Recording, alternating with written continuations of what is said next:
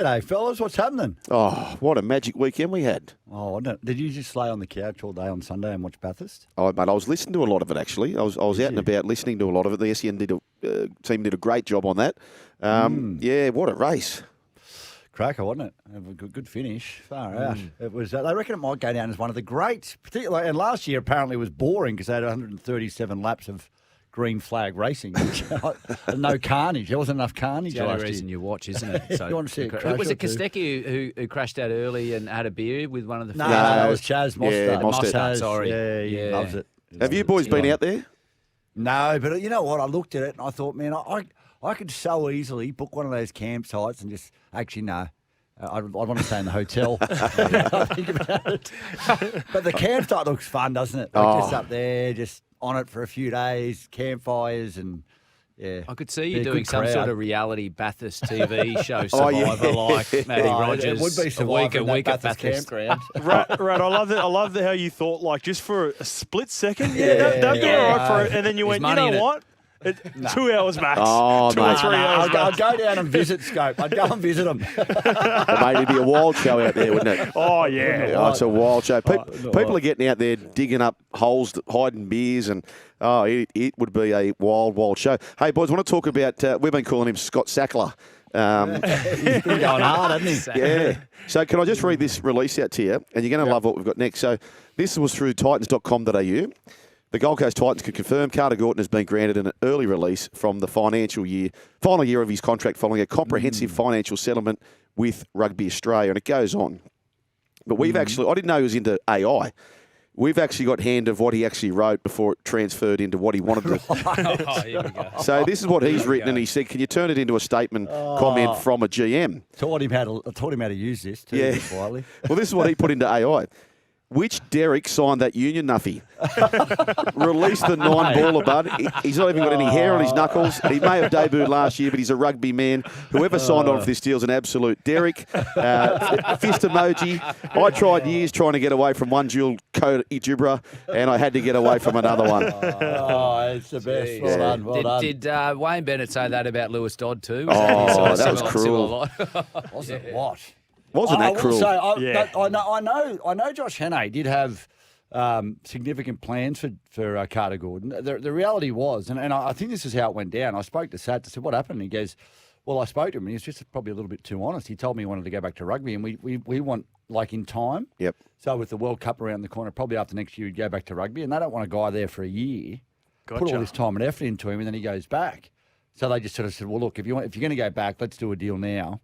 And Carter was fine with it, and mate, it was all, handled very well and professionally. And now Carter's going on the end of season tour with the Wallabies, so well done to him. Yeah, right. Like, how did you see? I know he only had the one game. He had the injury and the surgery at the start of the year.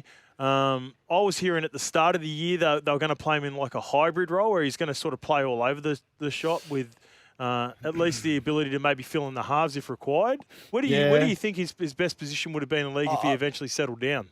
He would have been a great number 6 scope. I'm telling you. Like, I watched a lot of him playing rugby. He's a great ball runner. He's a great ball player on the run, which you got to be at 6. And it's a real shame because I would have loved to have seen, like, just that injury at the start of this year. He just sort of got robbed of the season, and I think, had he had the opportunity to play out this season, I was told that he would have started round 1 in the centres. Wow! Had he not had that neck injury, so we may have seen, maybe not to the extent of Mark Nawangani Tawazi, but we may have seen, a much more of Carter Gordon this year than we did due to injury. But look, good luck to him. He's a great young fella, and I'm shattered that he's leaving because I was really excited to see how he was going to go this year, but not going to see it, unfortunately. No, just having a look here. So 2024, 8 games for 5 tries, and this year, 8 games for 5 tries. So he wasn't a stranger to having scored. Kicked a few goals as well.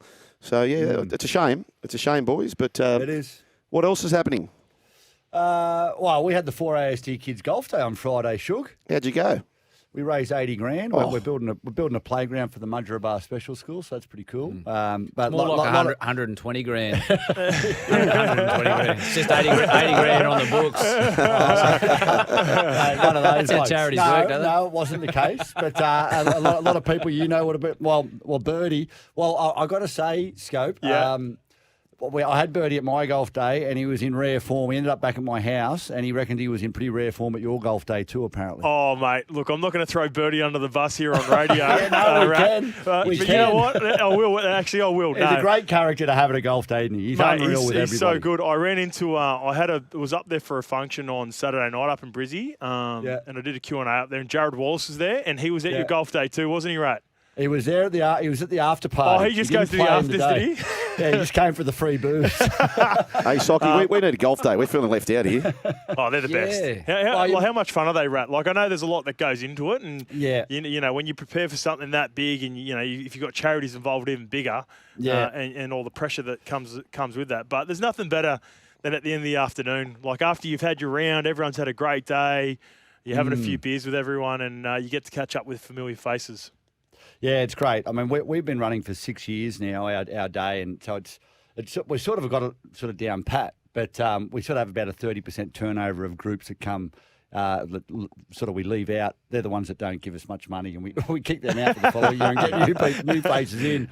But it's a ripper, and look for my wife and I. We started our charity 18 years ago when Maxie was diagnosed with autism. So to be able to continue to give back through the charity that we started so many years ago. It's a huge passion project of ours. It's probably the thing I'm most proud of what I've done.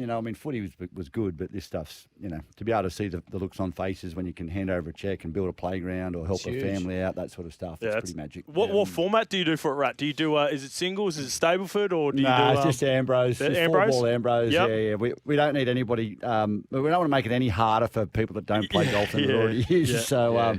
it's a fun day. Lots of cool sponsors. We got a tattooist on the golf course. So you can get a tattoo while you're out there. Oh, wow. A haircut. There's not much left of you not to tattoo. Mate, I got a pig on my butt cheek this year. Show us. I will. There's a shark on one side. There's a pig on the other. Shark for the eating a listeners. And it's blue. Sure, you know how I know players in the past that have been lucky enough to win premierships. They get the premiership. Surely whoever wins the Ambrose, the 4-ball, they all go and get the tattoo with the golf day, don't they? That's a great call. I mean, mate, well, they normally set up on the 17th, which is the par 3. So when the last group comes through, I'm going to say, mate, bring your tattoo gun down to the presentation. Yeah, that's the go. We'll come down to Matty Rogers' 19th hole. There it is. It's getting tattooed right up. That's right. Yeah. Good place for a pig too. Happy as a pig in, you know what. What else, Shug? Okay, Socky, one for you. One for you. I've got one for you. Okay, all right, go on. What about your former little halfback, Willie Peters? Yeah, right. The former South Sydney halfback. Yeah. Hull KR. We were devastated. Woke up in the morning. Obviously, John, father-in-law's coach of Hull FC, and we woke up to see them obliterated. JWH wasn't picked because of suspension, but they went on. They flogged him in the end, didn't they? Well, he got off. He got off JWH. He got off, and he was allowed to play, and it was a finish for him. And they deserve it, Hull KR. Well, if you've ever been, Hull FC is beautiful. You go to the town, it's great. You go to Hull KR, honestly, you wouldn't, you can't smell the backside of the earth from there. But really? It's pretty close. Oh, it's shocking. So good on them. At least they got something to cheer for. But I tell you what, it'll be Hull FC's season next year. They've got all the big signings. I was saying to Sugar earlier on the show, I said if there's one game, one fixture that you want to watch every year over in the Super League, from my experience playing over there, mate, Hull KR versus Hull FC. It's one of the best rivalries in sports. Does it matter where? Is there a better place to watch it? And so they had it at either or, but they are that superstitious that so the red zone at Hull FC, they don't even bother painting that line red. They're like, no, we're not even doing it. Like they get because the car is red, so they're like, no, we won't even bother.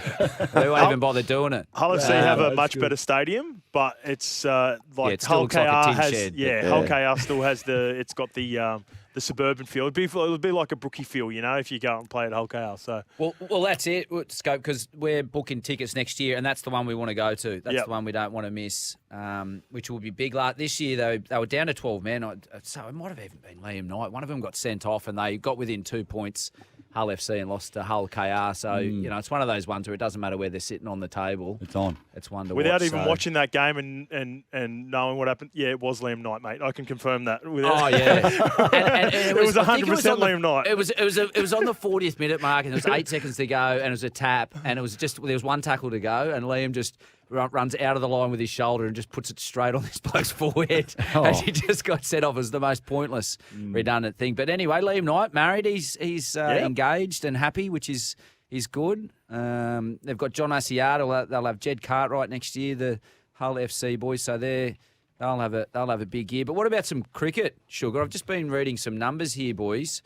700,000 ticket sales already for this summer. For the Ashes tour. For the Ashes. Wow. An estimated 500 million in revenue. And everyone's saying, Test cricket's dead. Not the Ashes. Well, the Ashes will go on forever. Ding dong, yeah. This is, that's huge. I think days 1, 2 and 3 in most venues already sold out. Wow. That's and India as well. Those two, that's flying. Absolutely flying. Yeah, absolute powerhouse. Absolute. Yeah, are we going to win this Ashes series? I don't think we will. There you go. Really? I'm going to go against Warner the Tide. says 4-0. Yeah, of course. And McGrath said 5-0, didn't he? And we know how that turned out. Yeah. I think we're in a lot of strife. Paddy Cummins doesn't look fit. You look at that bowling strength of the English squad with Archer and Wood, who can bowl 145. Save all this for our show. Don't worry. Okay, of course. Yeah, right. Okay, we'll give these nuffies nothing. No, you're right. Sock, does Boland not just come straight in? And I know, you're going to miss the leadership, but he always just performs when he fills in for anyone in that bowling attack, doesn't he? Yeah, he's the like for like, and he's the guy with the numbers. I think you look at his record, and it's unmatched for a bloke who's played as many games and taken as many wickets. But we know what Paddy does at number 8, and Scotty Boland can hold up an end with the bat, but Pat scores those important runs. His numbers, if you look at them in isolation, aren't that impressive. But when you think about some of the moments, the partnership with Glenn Maxwell in a World Cup final, I remember in the Ashes series over.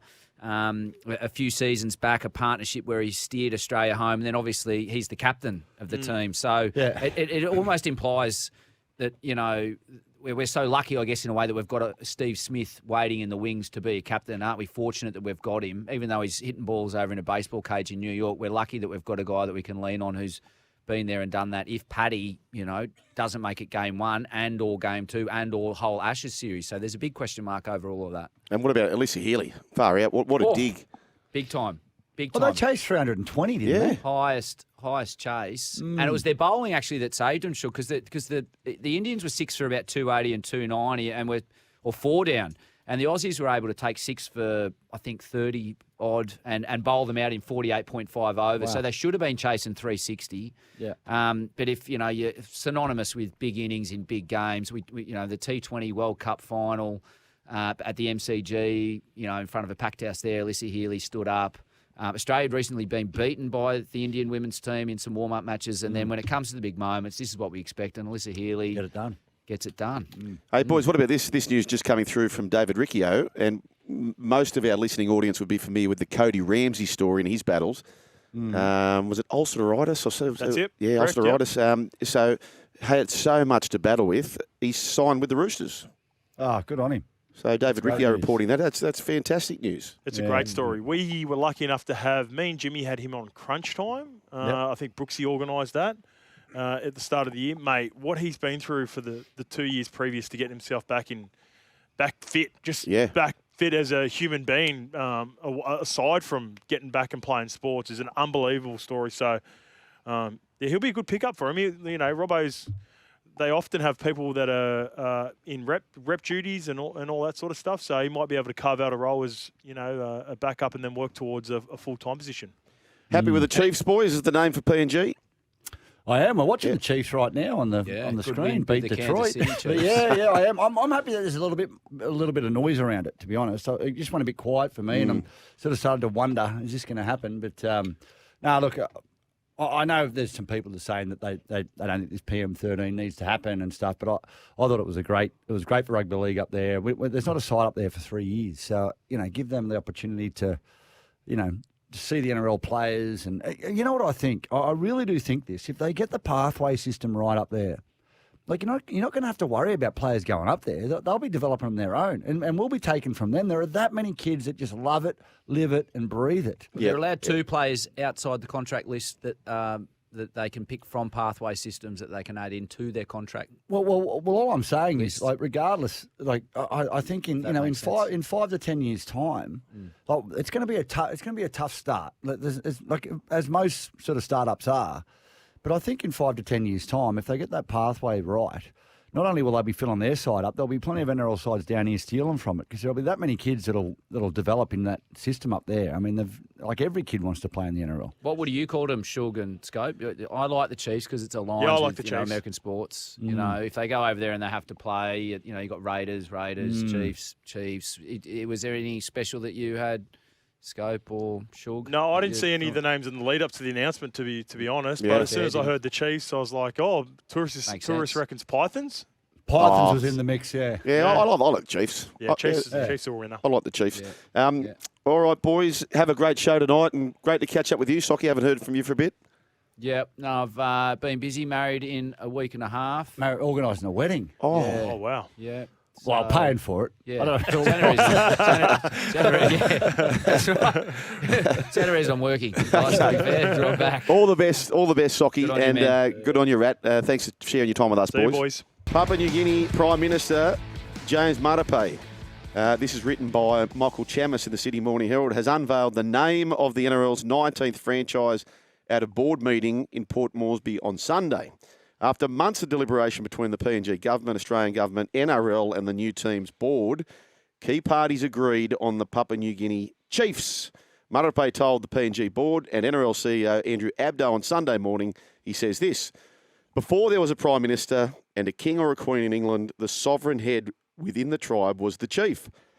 The name just blends in well with the authenticity of where we came from as a nation of so many tribes, united into one nation in 1975 and gifted by Australia. It has a strong meaning to our authentic identity. Do you like I like it. Yeah. Yeah, like, because I'm an NFL fan and we've obviously had the Kansas City Chiefs be so successful, but it ticks a lot of boxes. It makes a lot of sense. And, that's it's, I don't normally get too excited about, what the mascots are. It is what it is, but I think that this one in particular it really matches well. Okay, well, speaking about new names, new teams, PVL said this about the potential success of the PNG side. He said, there were critics of the Dolphins. In my view, PNG will be more successful. As a sports administrator for a long time, I can categorically say with confidence that Papua New Guinea will blow everyone out of the water. Wow. Hope he's right. Hope that'd be fantastic, wouldn't it? I have my concerns. Yep. Sugar. Mainly what? Recruitment. Recruitment's the big one. Like, I don't know what you've heard different rumours about different incentives for players to head there. Yep. But like you're talking about just being away from Nashi for 10 weeks. Some of these players just so much further away, and you don't know what the situation's going to be like. It may get better in year 2, 3, 4 once we learn what it looks like to begin with. Yep. But I just reckon the first 2 years are going to be really tough for recruitment, because I reckon a lot of people, managers, players, are going to sit back and go, all right, yeah, I'm intrigued. Like, money, that will play a part for sure. Like, if someone's going to get paid overs to go there at the back end of their career, then they're probably going to take it, and, they'll be the trial for a lot of other players. But I reckon there'll be hesitancy from at least the main stars. And even with the Dolphins, like, credit to the Dolphins and how they have unearthed some really good young talent there. But a number of the stars that were attached to the Dolphins to begin with would have been looking around going, do I really want to be part of, like, especially if you're in your prime, do I really want to be a part of a rebuild? Because that's what you're doing if you go to Papua New Guinea. So, I'm not I'm not going to be a Debbie Downer and completely rule them out and go, it's definitely not going to succeed. I just have my concerns early, and I reckon there'll be some hesitancy from at least from players and managers early on. Yeah. So why wouldn't we help them out by? And the same applies for the Bears, Perth Bears. I do believe that we need to give them a bigger cap. Because they did that in the AFL, didn't they? Yes. So we do have a case study. I think GWS and maybe even the Suns. I think they got a fair bit of dispensation. Yeah, and they even have a system with the draft where I think they even got the first round. They got the higher picks there for a little bit as well. Yep. I'm sure there are some AFL listeners that can help us out with that. But I know there was something around draft picks which helped them out early on as well. Yeah, for sure, mate. Because one thing I know about Peter V'landys though. He's done a lot of things in the game where I've been, like I didn't think he could pull it off, but he's got the ability to talk stuff into existence, doesn't he? Oh, mate, he can. You can. He is the king of law of attraction. He can make it happen, mate. Mate, he can make it happen. Yeah. He could teach a broomstick to win the Melbourne Cup. He just has that way of doing things. So there you go. We had Terry Reader on the show last week. He was fantastic as well. He said the same thing as Scope. The hardest thing will be recruitment. This text here, Josh says, early Crow boys, they'll be based out of Cairns within 3 years because the model just won't work. Josh, my mail is that they will be in Cairns. They absolutely will be in Cairns. So, oh, wow. Yeah. So, that was shot down. I thought that was originally what was going to be the plan, and then it was changed to some complex or... Yeah, compound or whatever they called it. Yeah. Sorry. So, no, my mail was that, and unless much has changed, but they were certainly preferring to have the players and families live out of Cairns. And it's apparently it's like a 40-minute FIFO, fly in and fly out.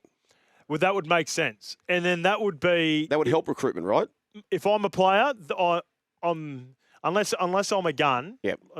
Unless you can get your sort of money anywhere you go, then I would consider that. Whereas if I had the position where I could, have the options to pick a number of teams, then it would probably be, further down the list for sure. And Scopey, the idea would also be that the away teams would fly into Cairns and stay Cairns. Okay. Right. So that's what I was hearing was the plan. Anyway, we'll see how that plays out. To me, that does feel like the logical thing. The home ground, though, where they would be flying into, Santos National Football Stadium in Port Moresby. Capacity of, at this stage, 15,000. There are plans to increase the capacity and invest in corporate facilities. So who will coach PNG? Well, you've got Jason Demetrio is coaching the PNG national side at the moment. Kevy Walters was sort of, I wouldn't say he was pitching up for the job, but he was certainly lavish around the experience there in PNG. You can tell Kevy still keen for another job. Yeah, of course. As well, right? Like he hasn't been hiding that at all on Fox. In fact, a couple of times said that he put his name in for the Perth bid before Mel got it. Said a number of times, I've watched him during the coverage, he's got a desire to get back and start coaching. So if this opportunity did arise, then he's the sort of guy too with a team like PNG where he gets, he's got that ability to recruit players that he's familiar with, because he's only just so recently removed from coaching as well. So that'll be a big plus if they're able to get Kevy. Okay, PVL spoke on the desire to have Wayne Bennett involved. He said, yes, we want Wayne Bennett involved. If Wayne is available, he will be the first bloke I call. You can ask Wayne if he wants to coach, but we'll use Wayne in whatever capacity that would be able to suit him. So he's obviously been very happy with the way that the Dolphins started and going from there. The full-time score, Australia PM side 13 defeated Papua New Guinea, PM 13, 28-10 from Santos National Football Stadium. I've got to say it was 16-4 with about 3/4 of the match having lapsed, and they were pressing the line, so it could have easily pushed back to about 16-10. In the end, they pushed away the Australian side. 4 tries for Trey Fuller, all very different tries too, by the way. He runs for 125 metres. Tallis Duncan, Keon Kalamatangi combined for 23 runs, 234 metres. Kyle Flanagan and Jaden Campbell, they starred in the halves. Mitchell Moses played 40 minutes with Bradman Best playing the whole game. So that's how that shaped up. It was. Well, did you see much of this game, Scope? No. I just seen the highlights. Sugar, I seen the highlights after it. Tourist is laughing because I I put a line through it last week. Oh, did you? I think it's gone past what it was initially brought in to be. And I think with the emergence of the Pacific Island team, so it's not all negative. No. There's a positive aspect in it, is that Papua New Guinea has actually become strong enough now where I feel like it was a game that, to give Papua New Guinea a game, and they love rugby league so much, and maybe 10 to 15 years ago it was a trial, or it was a way of filtering in the best young talent that weren't a part of the Australian fit in preparation for test matches. Now, unfortunately, because, just over the years it's changed, you get journeymen or guys that aren't regular first graders playing in the Prime Minister's 13 team. I think Papua New Guinea have gone past that. Like it's not the issue with playing Papua New Guinea. But people will say they got beat 28-10, so they haven't scoped. That's what people may say to that. Yeah, I know, of course, right? But there are emerging nations that are having star players now play and elect teams like the Cook Islands, Sugar. Like Ko Iro would have been a lock to play for the Kiwis, in my opinion. Yep. He decided to pick the Cook Islands. So I think there's more of an appetite for them to Papua New Guinea with this series that's coming up with Fiji and Cook Islands that I'm more looking forward to. Yes, I'm not looking for. I had no interest in looking forward to Papua New Guinea playing a littered team of players that would have had no combinations. I guess the part that you take out of it are performances like Trey Fuller, right? And that's a part that's pretty cool because Trey Fuller, I think he only played about 6 or 7 games. But that's not going to help. That won't help him win a rep jumper. That'll help him secure a first grade contract elsewhere. That's my point. If there is a positive out of it, it's trying to figure out the Dolphins with their star-studded backline. Trey Fuller needs to be playing more first grade. And if it can't be at the Dolphins, you can see what he can do when he's, every time he gets an opportunity with the Dolphins, he kills it. He gets an opportunity to play in a rep team, a Prime Minister's 13, kills it. So that's a cool story, right? I'm not full a Debbie Downer on it, but so it just some of these other guys as well, the combinations just weren't there. It was a little bit, there wasn't the connection. You could tell there wasn't the connection, but yeah, it is what it is. Can I ask you this then? Would you be more comfortable if this was an Australian under-23 side? Yes. Yeah. That was the compromise we reached last week. Yep. Well, I was happy with that because that's, for the way that they've been making up the teams, it hasn't been like in years past. They put up a 2005 team, I think, today. I was sharing it in a group that I was in. And, I feel it'd be more meaningful. To be selected in that team if it was an Australian under-23s team? Yeah, for sure, because you're going to be building into it. Yep. They must have taken it down, but and then we are more likely to see more players progress from this side to bigger rep honours. It's a proper pathway. Yeah, it's proper pathway. Yeah, it's a pathway. They may have just come out of the under-19 system. We all love watching the under-19s Queensland versus New South Wales halfway through the year. Maybe we see the progression from those players like Kobe Blacks of the world and Chevy Stewarts and all those players. Mitch Woods. Yeah. Maybe they've played a year or two of first grade. Like Lachlan Galvin, seeing Lachlan Galvin playing it last year was cool. Yep. They're the sort of guys that we should be watching in this game. I think if they keep the concept anyway. And gives the clubs something to get excited about. Maybe a player who may be playing first grade. Maybe it's a Hayden Buchanan or those types. Anyway, folks, that's just an opinion. That's what we're here for. 1300 01 1170. It was 4 wins from 4 for Australia as the women. They won 50 to blot against the Orchards. The schoolboys. I was talking to Jimmy about this. I'm not sure whether we won narrowly last year or it was a draw. Mitch Wood, speaking of which, he sort of pulled him out of the fire. And it was a tough run last year. And the same's applied here. So 22 points to 14, the best of the Aussie schoolboys versus the best of the junior Kummels. And we only sneak home by 8 points. So they were on their heels, threatening to come back as well, Tourists. 22 all draw last year. Yes, 22 all. Yeah. They had a kick to win it, actually. They missed it. So there you go. And the Australian schoolgirls, they won 20 to 12. So they're both competitive scorelines. Well, again, that goes back to what we're talking about, right? So it shows that there is progression in the pathways that's happening over there in Papua New Guinea, which is a great sign for the Chiefs moving forward. But they're not at the NRL quality or the NRL quality of playing Mitch Moses, Bradman Best, because they're just not there yet. No. Playing them under 23s, that's more... comparable to the level of playing that they're playing with some of the young kids that are emerging. and you can tell that. And not the worst thing. Sorry, Scope. Not the worst thing either. If they're getting a win, like if they're going past our Australian under 23s by, I don't know, 6 or 8 points, then they're going into these Pacific champs. Yep. Yeah, they're humming. They're humming. Yep. They're humming. And it's giving them that belief that, yeah, we can beat these guys. Anyway, it's a few ideas out there, folks. Can I throw a thing that was going around on the weekend to you guys? It was the junior Kangaroos, if it was a concept side. Yes. The junior Kangaroos, if they were under 23 Gotcha. currently. So we're looking at Reece Walsh, Kiraz, Cobbo, Strange, Sharp, Mam, Walker, Couchman, Paddy, Jesse Colquhoun, Tallis Duncan, Dylan Egan, Hamish Stewart. Yeah. That to me would do too much damage to PNG. Yeah, no, but some of those players you name will be ineligible because they're on kangaroo duties. Absolutely. So that would bring in the next crop. But I know what you're saying. Las Vegas scheduling to force cancellation of Broncos versus Hull KR World Club fixture. Challenge fixture, that is. Daily Telegraph reporting there are fears the World Club Challenge. We went through this last year with the Panthers, didn't we? Could be cancelled for a second consecutive year as further doubts arise over the future of the concept. Where do you stand on this concept, and do we need it? Does it validate anything? Where do you stand on this? I don't know about the validation, but I like the game. I've always liked the game. It's made it tricky now because of Vegas. Yeah, Vegas has made it really does this game need to be in Vegas or no? Yeah, I think it should. I think that's where that's where it should be. Maybe we just go back to 2 teams from the NRL, 2 teams from the Super League, and being able to make a late shift on the. So you announced standby teams. Yes. Right. So be ready for this.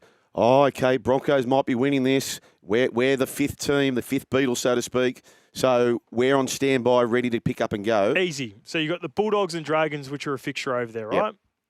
Yep.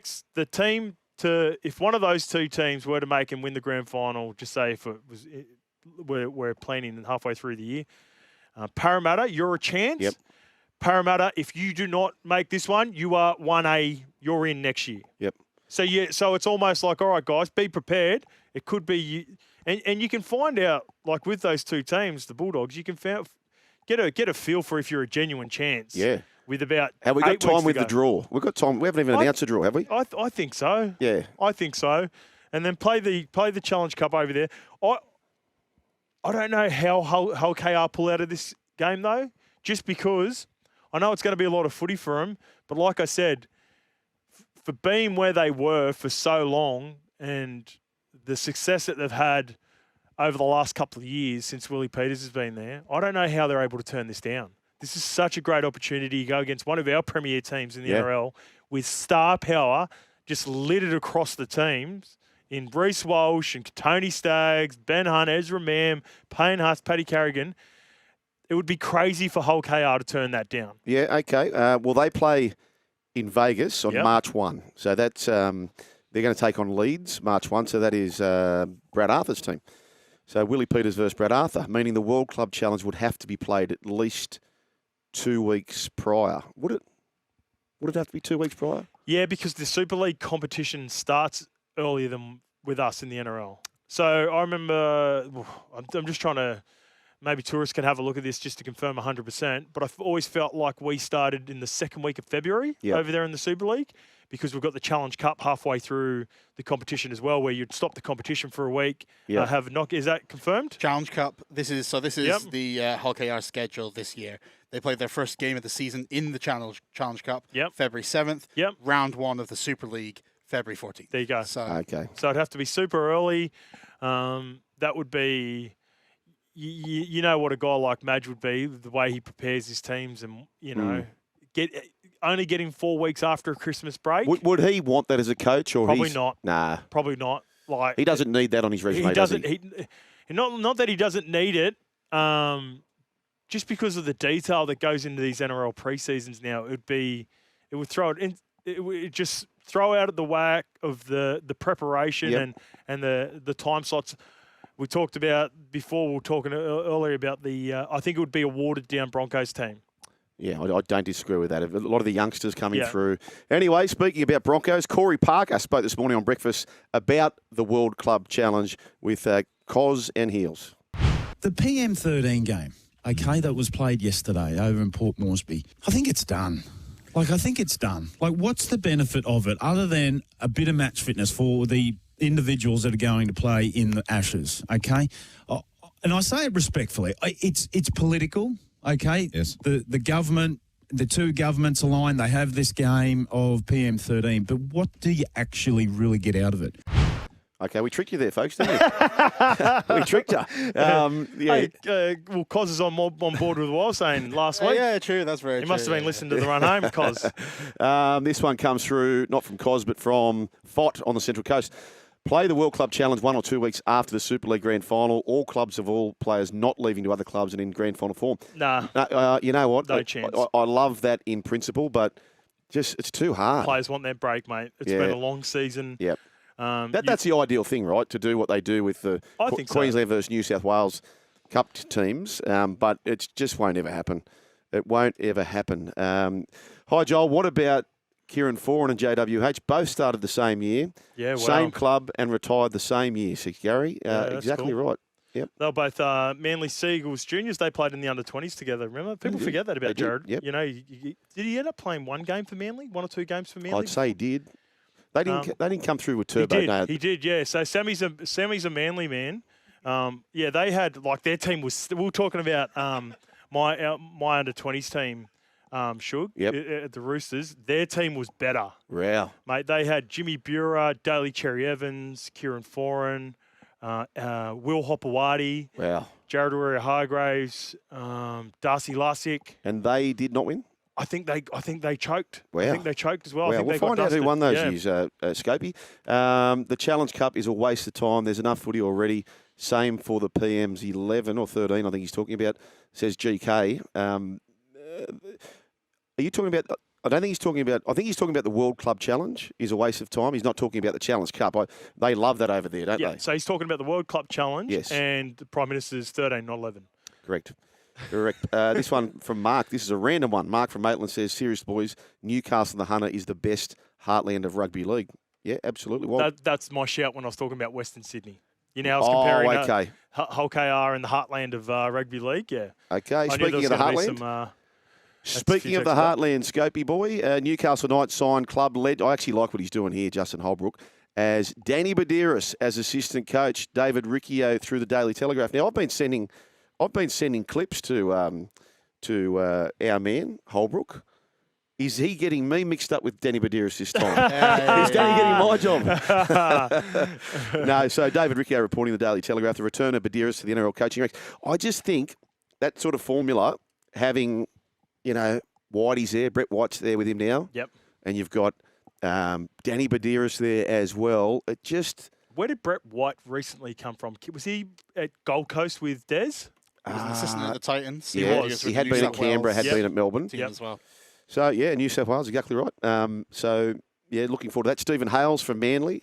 So I just can't work out their relationship. Halsey's been there with Seabold for a while. So. I'd prefer they don't have a relationship. Yeah. I like that, Shug. I like, maybe having a guy that you can rely on, someone that you know is rock solid, that you're familiar with. Then I love the appointment of Bedsy, club legend. Yeah. Bled for the club. He's going to do everything he possibly can to be successful.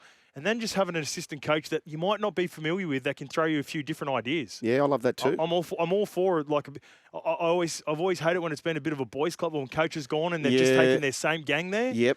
Mix it up a little bit. Give yourself a little bit of variety because there might be some stuff that you just don't see or maybe you don't get challenged on. No, I like that. I do love that, actually. So this is the article in the Daily Telegraph by David Riccio. Brian's assistant coach, Brian McDermott, has joined Josh Hannay at the Titans, while fellow Knights assistant coach Blake Green is being chased by Todd Payton at the Cowboys. I tell you what, they bounce around, don't they, the assistant coaches? Like if you've been there a while, you're pretty comfy to land on another job. Yeah. Look, it comes down with opportunities. Obviously, the managers, they're the managers that have similar crews, or they might have a coach up in one area.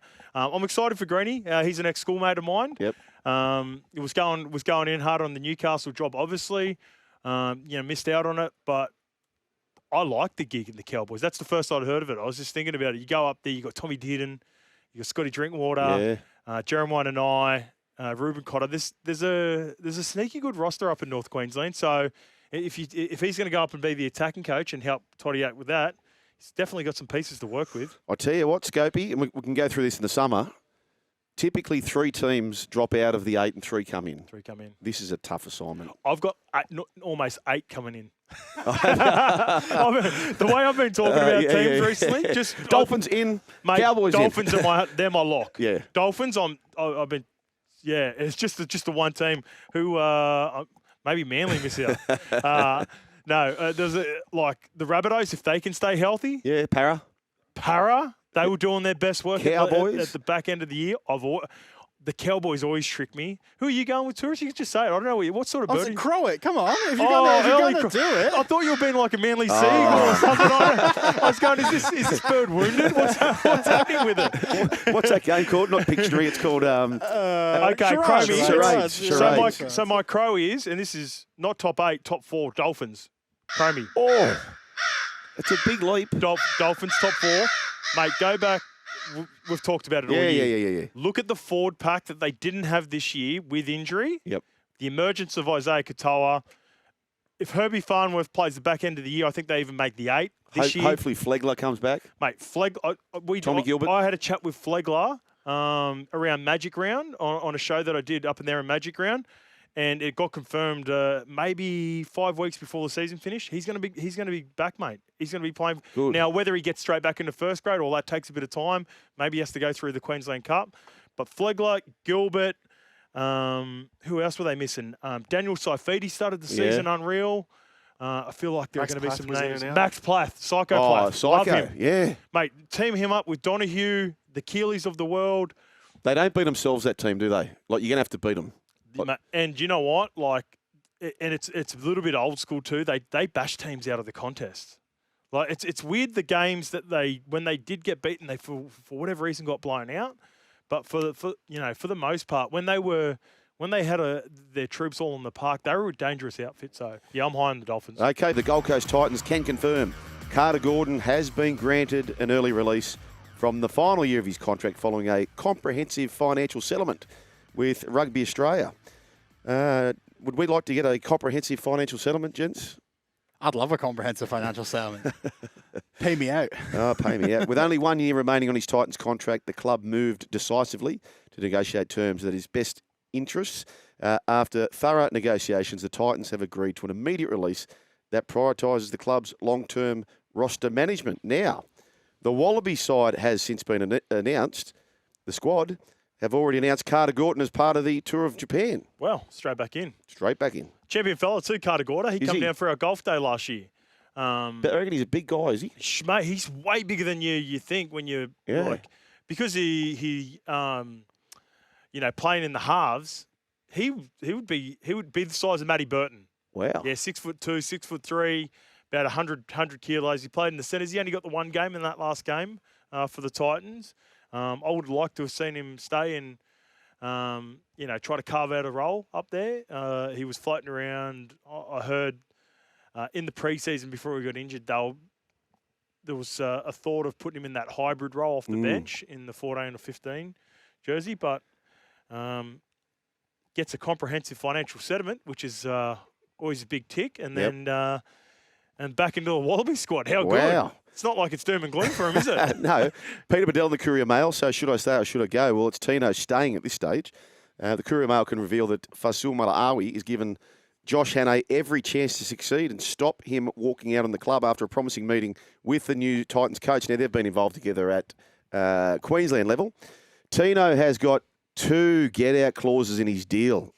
Far out. For 2027 and 2030, after inking a club record 10-year, $12 million deal with the Titans 2 years ago. And as I say, how can you have a 10-year deal for $12 million and still give get-out clauses? The first clause means Fasil Malaawi is technically a free agent from November 1, and his management recently indicated that the captains of the Titans would explore all options, but he's understood he has softened his stance after hearing Hannay's pitch to haul the Titans out of the doldrums. We're on the same page with this, Shug.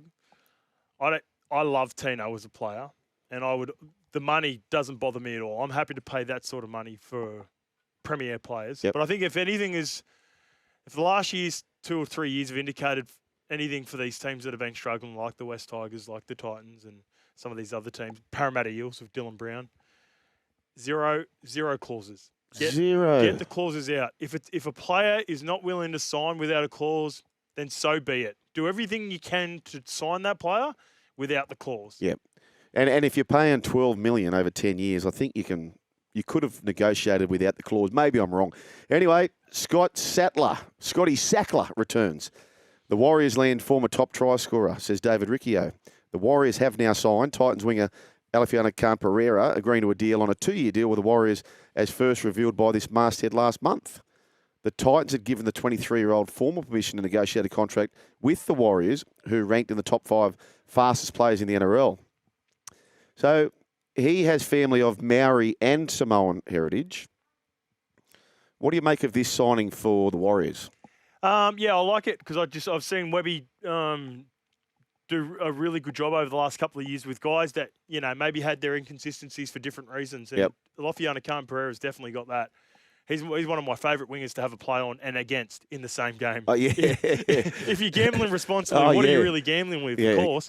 But when you, when he scores one, he scores two. Yep. Yeah, he's one of those streaky sort of players, but he can give up a couple. But Webby has shown over the last couple of years, even when you look at guys like Mitch Barnett, when they rocked up from Newcastle with inconsistencies with aggression and penalties and all that sort of stuff, he's turned him into a premier front row, like a premier middle. And he was missed from New South Wales this year when he ended up doing his ACL after the first Origin game. Like, they sorely missed him in the New South Wales Blues camp. So Webby's done a great job over the last couple of years. I think he's building something good there. There's some good youngsters coming through, and he'll definitely get the best out of Alofiana Khan-Pereira. 54 NRL games. How many tries? 54. It would have to be close to a try game, wouldn't he? Yep, 53. There you go. So that's Red Radra territory. Yeah. That's crazy, isn't it? Yeah, that is crazy. If comparing him to Semi Radra, that's some good company.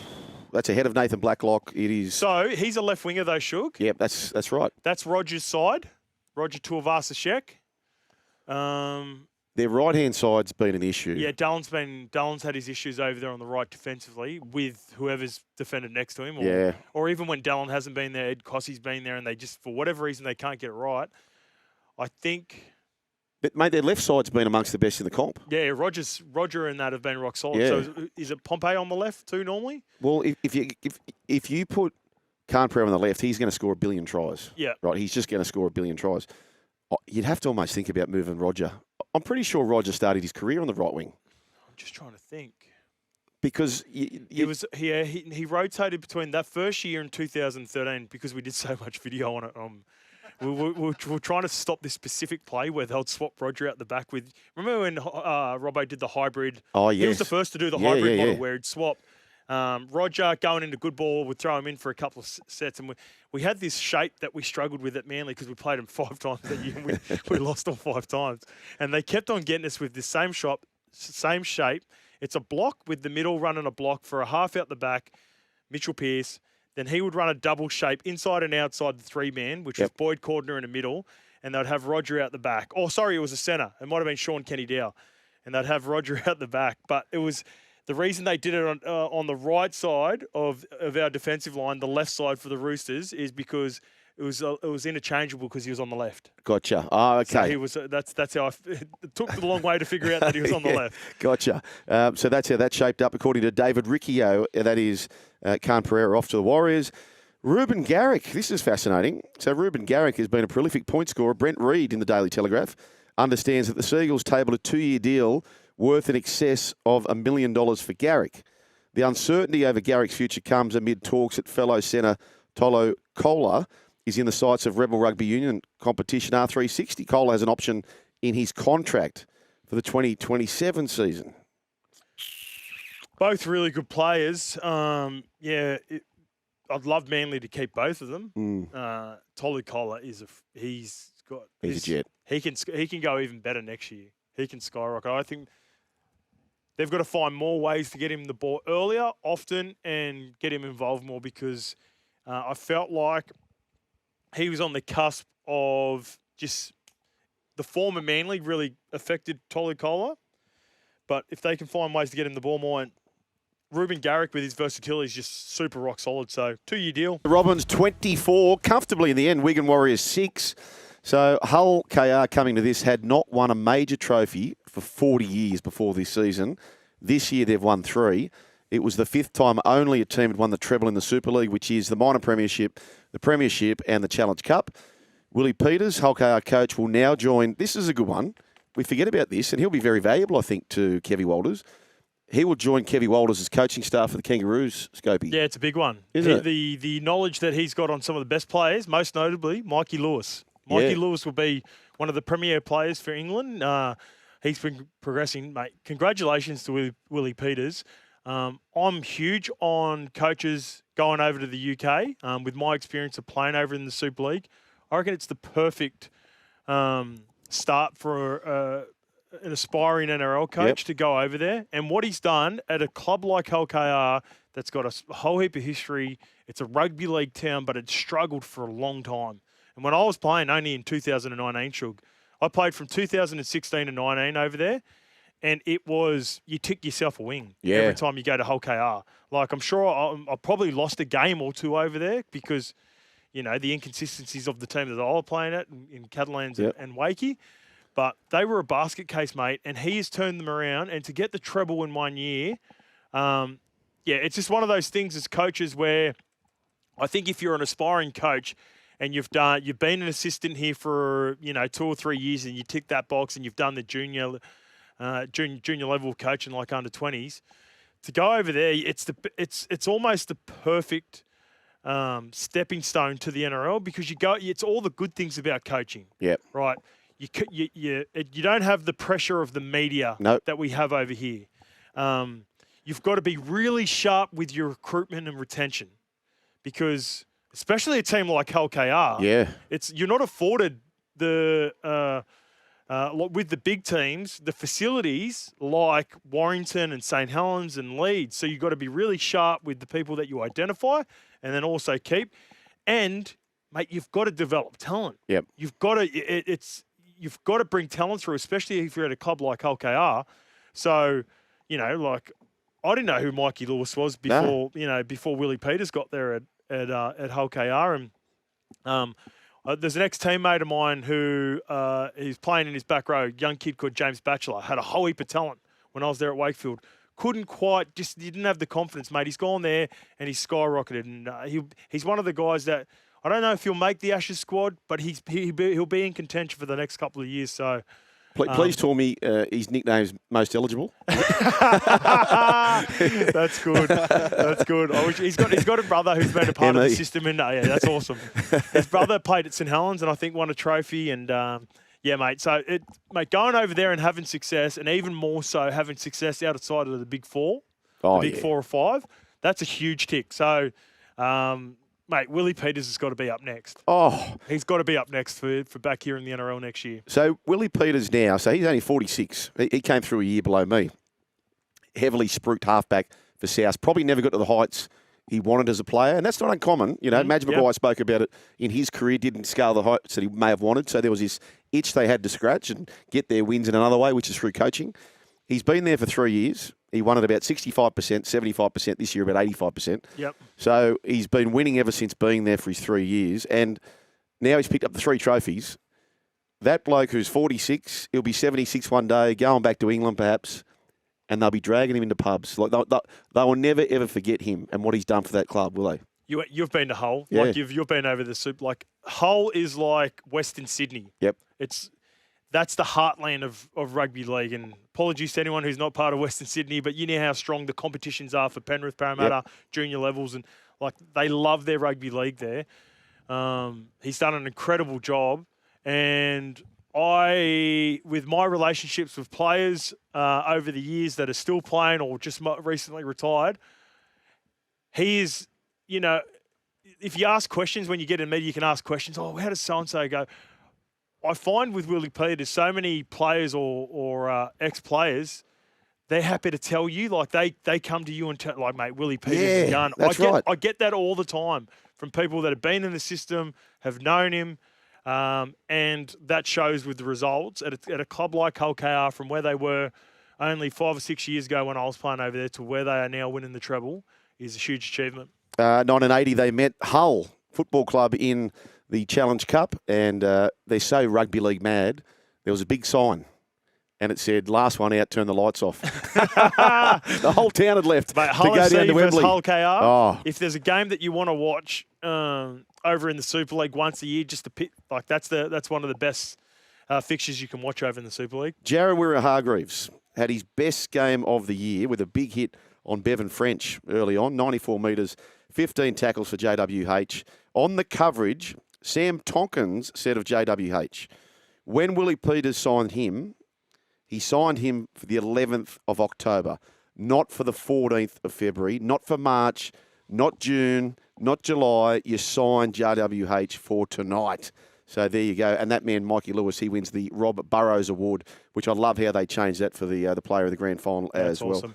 Absolutely, for Hull KR. So that's where that leans. Just on that, that's the way he's saying that is a compliment, right? Because at this point of his career, Jared's sort of come over. It took him a while to get going. I was, listening to reports over there in the Super League. He was going okay without being great, but he's never a really big stats guy, Jared. Like, that's one thing I think people have confused. Maybe, like if you think players go over there and they're gonna, 20 carries for 200 metres. Jared was never really that guy. No. The only part I disagree on with Sam Tompkins, who, like I said, is saying that as a compliment. Mate, you bring Jared Waerea-Hargreaves over there for November, and it's not on the weekends. It's Monday to Friday. Raising the group? Mate, you raise the group. You raise the standards. Yep. It's again, one of those, you speak to ex-teammates or players that have played before, and not one person who has been in the locker room with Jared ever says a bad word about him. And the way he carries himself and the standards he kept at the Roosters. And that's what took them a little while to get going, in my opinion. When you lose a strong force like that in your playing group, Robbo did such a good job at the Roosters of, getting the leadership of Teddy. I think it was one of Teddy's best years as a captain. Definitely. But I reckon at the start of the year, he would have just gone, holy heck, like, I've got a big job in front of me. Like, Jared's no longer here anymore. Luke Keary's no longer here. I really lend on those guys. So that's why you signed Jared. This team was so close to a premiership. You bring in a premiership caliber player who'll make sure that the habits from Monday to Friday are all in place. And then you get, the emergence of guys with talent. And, everyone talked about Mikey Lewis being the next half to step up and be the, one of the more premier halves, and he's winning awards. Now now they've won the treble in 1 year. And you're pretty much saying this, I believe, and I'm sure that he's referring to his on-field presence. For sure. Sam Tompkins. So I agree with you. He's wrapping him. But what Jared probably does for Coach Willie Peters is Jared probably have, at his age, an average season for Jared Waerea-Hargreaves. Probably had an average season. But there might be 4 other forwards in the group who he has taken up to have their best 100%. years of their lives. And that's where Willie Peters gets the bigger benefit out of Jared Waerea-Hargreaves at this stage of his career. Yeah, for sure. They also got a pretty good roster with players that have just sort of been, I wouldn't say fringe NRL players, but I know that they've been in the Super League. Like Peter Hiku is a guy that I played with at Manly. Man, he was a really good player. He's an international. Played for he would have played about 15 tests for the Kiwis. For sure. He's had a couple of stints over there in the Super League. He's been awesome for him. Reece Martin, he's been over there for, it feels like 10 years now, had a really good career. He arrived when I was leaving, so maybe about 6 or 7 years. He had a rough time at the Bulldogs because they were inconsistent. The Great Bulldogs goal kicker. Went to Leeds, killed it. Yep. And now he's, he come off the bench for Hull KR. Another good player that I think, probably could have had a couple of years in the Super League and come back and had a really good NRL career. But Suaso Sue. Yep, Jesse Sue. Yep. Congratulations to Hull KR and back to the original point. That's why you get a guy. That's why you get a championship caliber mentality. You get a championship mentality when you recruit a guy like Jared Waerea-Hargreaves. You're still here? We'll see more on the Joel and Fletch socials and catch us live on SEN Radio. Because if you don't, you're an A grade. But if you do, you're the absolute Mickey.